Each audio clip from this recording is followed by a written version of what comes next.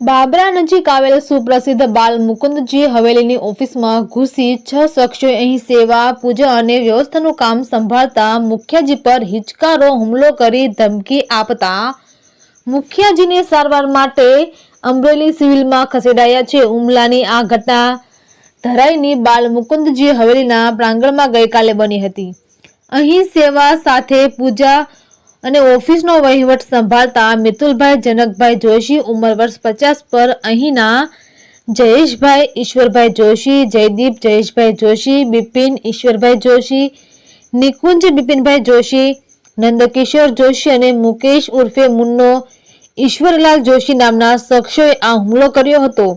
આ શખ્સોએ ટ્રસ્ટની ઓફિસ જઈ મારો વારો છે, ઓફિસ બંધ કરો, અહીં ઓફિસ ખોલવાનું કોણે કહ્યું છે તેમ કહી ધમાલ મચાવી હતી અને બાદમાં તમામ 6 શખ્સોએ મિતુલભાઈને ગાળો દઈ ઢીકાપાટુનો માર માર્યો હતો અને કપડાં ફાડી નાખ્યા હતા.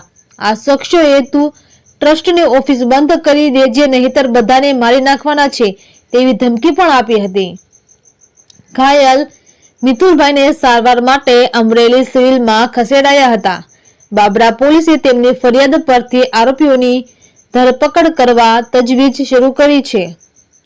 જ્યારે સામા પક્ષે જયેશભાઈ ઈશ્વરભાઈ જોશીએ મિતુલભાઈ જોશી સહિત 7 શખ્સો સામે ઢીકાપાટુનો માર મારી નાખવાની ધમકી આપવા સબબ ફરિયાદ નોંધાવી છે, જેમાં તેણે જણાવ્યું છે કે તેઓ માઇક પર હવેલી બનાવવાનું કોઈ આયોજન નથી તેવી જાહેરાત કરતા હતા ત્યારે આ હુમલો થયો હતો.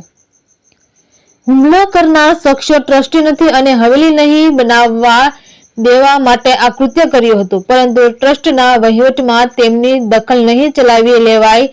હવેલીનું નિર્માણ એ ટ્રસ્ટ અને વૈષ્ણવનો નિર્ણય છે, તેને અવરોધવાનું આ કૃત્ય સાખી નહીં લેવાય. ટ્રસ્ટે આવા શખ્સો સામે કાનૂની પગલાં લેશે. રિપોર્ટર અપ્પુ જોશી, બાબરા.